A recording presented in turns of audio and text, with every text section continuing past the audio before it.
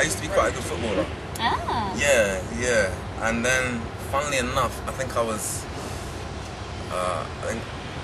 I've been selected to go to the England schoolboy trials, and just, I think it was like the week before or something, I did something to my groin, and then during that week of the trials, I actually tore my groin muscle, and I'd always been into football and music. I never wanted to get a real job, so I was always into football and music. And then my mum said to me, well, just look, it's a blessing. Now you know that you can't be a footballer, because I was out for about a year. I couldn't play football pretty much. So now you know you can't do that. You best follow your music properly, then, innit? You've only got a short while, because I'm watching you, son, you know? Your mum's been a big influence then. See, Yeah, mums are the ones that can bring you down to earth and tell you what to do. Big time. It's good to hear you followed your groin though down the musical path. Followed my groin? Yeah, that's fantastic. I think I might start with that quote. Do you still... I should use that one. I just followed my groin. Yeah. Come follow me. Come follow my groin. Most men do, honey. Now, do you still have your first musical instrument? Way back when? No, it got stolen. It got stolen. My house got robbed, I think. Yeah. Anyway, they took my first instrument, which was a Fender Squire. Yeah, but it was cool. It was cool. It was alright, you know. I wasn't that attached to it. I was more attached to songwriting. I've never been the one that's really been attached to instruments. Even my acoustic guitar now, you know. I see it like kind of like a temporary chick, you know. It's just like, you know, I roll with this one for Just now. wait till a better model rolls on you know what I'm saying? You know what I mean? The groin speaking again there. Sorry, yeah, No, I know what you mean though, because some musicians almost look at them. My brother's done the same. Look at their instrument as almost like a girlfriend. They No, are it is. so attached to it. It is. No, it is totally, and I totally know it's like, for example, when you give it to someone to hold, Yeah. you're always watching that person. You keep going back, like, Yeah. don't be messing with her, you know. But with my guitar, I've always, I don't know. I'm more, I suppose, probably because I'm a songwriter before I'm a musician.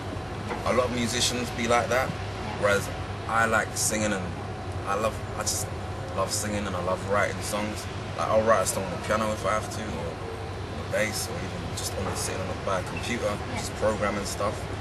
It's not like for me, the guitar was just the means to get the songs out, because I just started off by myself. I don't know if you know, but I was just doing open mics, and the best way to roll up to an open mic is with a guitar. Just using your voice and your instrument. Exactly. And so I had to borrow and beg and steal a guitar, because the first time I did an open mic, I rolled up with an electric guitar. Did you? Yeah, and plugged that straight into the desk. And I don't know if you know much about engineering side of things, but that sounds awful. Like, I don't know a lot, but I know that doesn't sound particularly it sounds easy. awful. Basically, you have to plug an electric guitar into an amp, otherwise it just sounds, yeah. And so, yeah, that was just the worst experience. So I begged a friend of mine to lend me a guitar for the next one, and he came down and saw me and was like, you know what, you're better than me, just have it for a little while. So he lent me it for a while, till I could afford to get my own guitar, acoustic one that is, and then got my own one, then I was on my way, really. You're quite a blagger, aren't you? Because I heard that you blagged your way into, now what was it? Did you say you were a sound engineer, but you blagged your way into a recording studio? Yeah, well, yeah, jeez, this is a gap. Well, you know, yeah.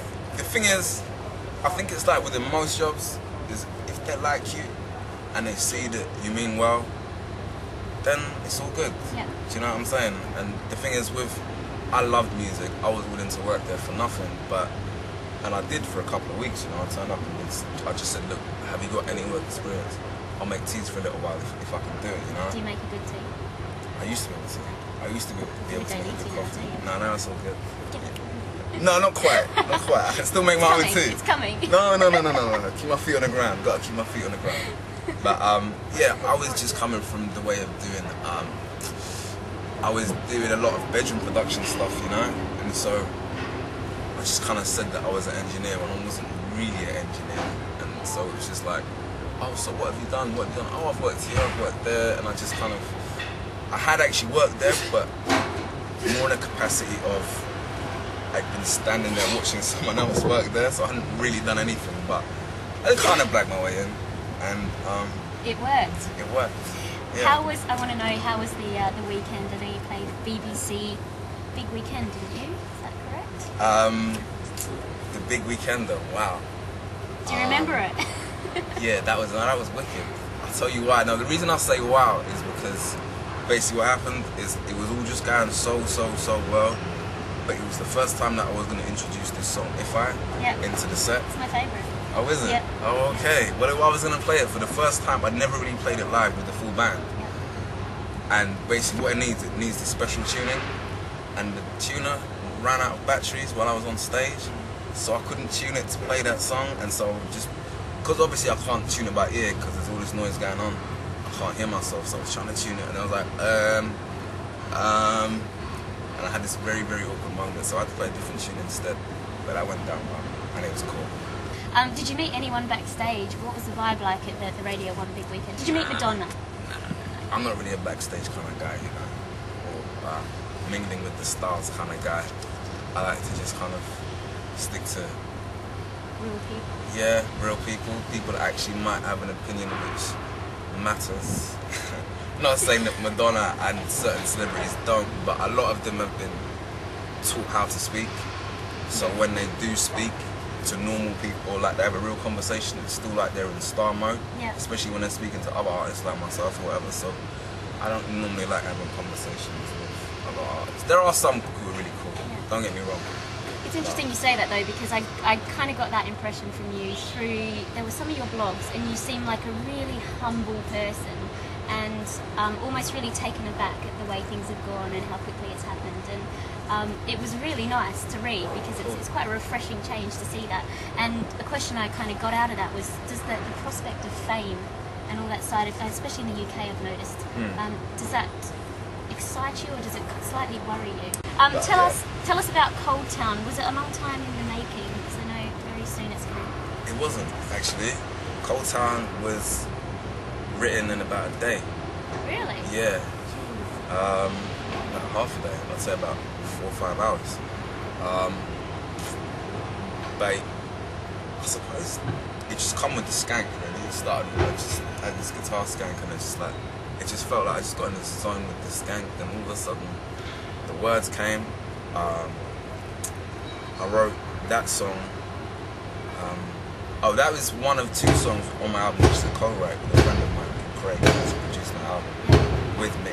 Like, yeah, it's all very in-house, you know. I don't like co-writes at all, but he knows me so well. He was the one who helped me get my first job in the studio. He helped me with the blagging. So I wrote that with him. Double blagger. Yeah. We were like a tag team, you know. But he did see the ooze on the chorus. Yeah. He had the ooze like after I did the guitar skank, and all of a sudden the words just came. And then it was around the time where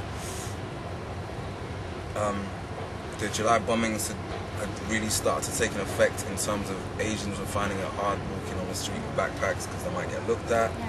In terms of there was a lot of stuff in the news at the time as well to do with all these boys getting stabbed, all these little kids getting stabbed and stuff like that. And you know, I was looking also the Daily Mail and other newspapers, and so not the Daily Mail, but not just the Daily Mail, but a lot of in the news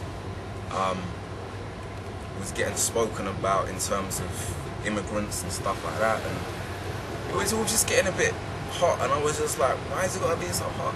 I might just need to leave for a bit, and hopefully if I come back then it'll be better, because it's just a bit much. Why can't we just forget all the stuff from, hence the no blacks, no Irish please bit? Just forget all that, man. You know, let's move on. This is a melting pot. This is the most beautiful city in the world. Let's just deal with it.